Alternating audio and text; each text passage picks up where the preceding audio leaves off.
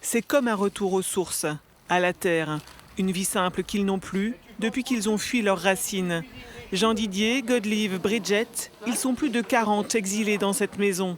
Une demeure où la vie s'organise grâce aux dizaines de bénévoles réunis au sein du collectif 51 Exil Solidarité. Des vies à soutenir, des vies à reconstruire sans hiérarchie, juste un respect et une confiance absolue l'un envers l'autre.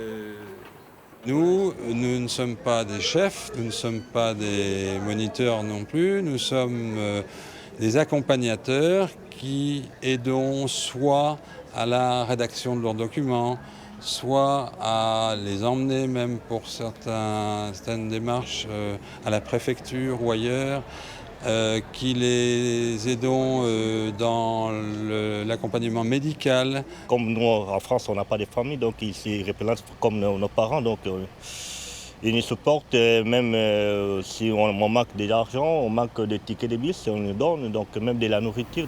Ali, bonjour, Malo, ça va? Malo, oui ça va, merci. Tu lis très bien, Ousmane. Bernard est un des 3 bénévoles à donner des cours d'alphabétisation. Il est un professeur, un répétiteur, mais surtout quelqu'un assis aux côtés de ce jeune Togolais.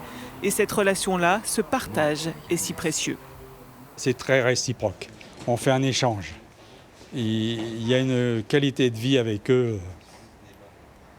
Martin Luther King a dit « Aimons-nous comme des frères ou nous périrons. Nous mourrons tous comme des fous. » C'est la phrase que vous avez en tête à chaque fois que vous venez ici. Bernard, Christian, Denis, Pascal, Fabien, Étienne, ils sont nombreux à passer chaque jour. Muriel, elle, travaille dans une société installée sur le même site que la Maison des Migrants. Elle a naturellement proposé son soutien. Pour moi, l'image médiatisée qu'on a des réfugiés est vraiment très négative. Et quand on intervient dans la maison, on se rend compte que ce sont des gens avec des histoires, des familles, des gens comme mes voisins que j'ai et autres. Ils ont juste plus de problèmes et de difficultés pour s'intégrer. Il faut juste faire en sorte de leur montrer que oui, ils sont comme nous en fait. C'est que quand on est confronté à ces gens qu'on prend conscience de qui ils sont et qu'ils existent vraiment et des besoins qu'ils ont. Cette grande et belle famille des exilés et des bénévoles montre chaque jour que vivre ensemble est possible, même imaginable malgré tout.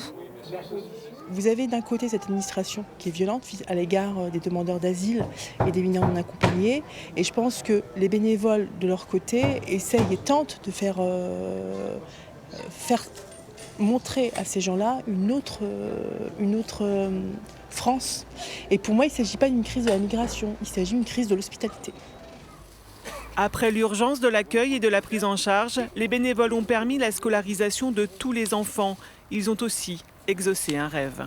Grâce aux bénévoles, mon fils est entré au foot parce qu'on refusait, on ne voulait pas que l'enfant des réfugiés puisse entrer. Grâce à Pascal et tous les autres, aujourd'hui, il est vraiment capable de tout. Grâce à tous ces bénévoles, l'espoir existe, celle d'une vie digne, ici, à Reims, en France.